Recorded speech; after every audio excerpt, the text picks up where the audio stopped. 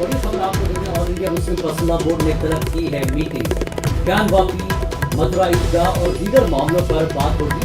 BJP ने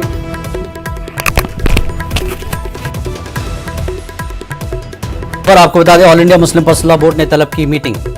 ज्ञानवापी, मथुरा ईदगाह और दीगर मामलों पर बात होगी। बीजेपी ने मुसलमानों के खिलाफ नफरत की मुहिम शुरू की है। मुस्लिम पर्सनल लॉ बोर्ड ने लगाया है इल्जाम। बड़ी खबर इस वक्त की, मुस्लिम पर्सनल लॉ बोर्ड का बड़ा इल्जाम। बीजेपी ने मुसलमानों के खिलाफ नफरत की मुहिम शुरू की है।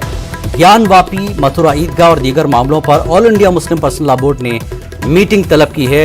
इन तमाम मुद्दों पर all India personal law board की जानिब से बातचीत होगी। All India Muslim personal law board का बड़ा इल्जाम। बीजेपी ने मुसलमानों के खिलाफ नफरत की मुहिम शुरू की है। मुस्लिम पर्सनल लॉ बोर्ड का बड़ा इल्जाम। ज्ञानवापी, मथुरा ईदगाह और दीगर मामलों पर होगी बातचीत मुस्लिम पर्सनल लॉ बोर्ड की अहम मीटिंग में।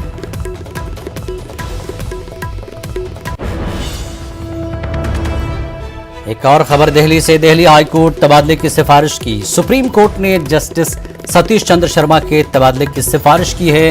तेलंगाना हाई कोर्ट के चीफ जस्टिस के तबादले की सिफारिश की गई। बड़ी खबर, तेलंगाना हाई कोर्ट के चीफ जस्टिस के तबादले की सिफारिश सुप्रीम कोर्ट ने जस्टिस सतीश चंद्र शर्मा के तबादले की सिफारिश की है।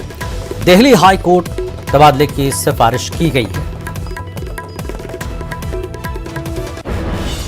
एक और खबर आपको दे दें। बड़ी खबर इस वक्त हरिद्वार नफरत अंगेज तकरीर मामले को लेकर आई है। जितेंद्र नारायण सिंह त्यागी को मिली 3 माह की अबूरी जमानत।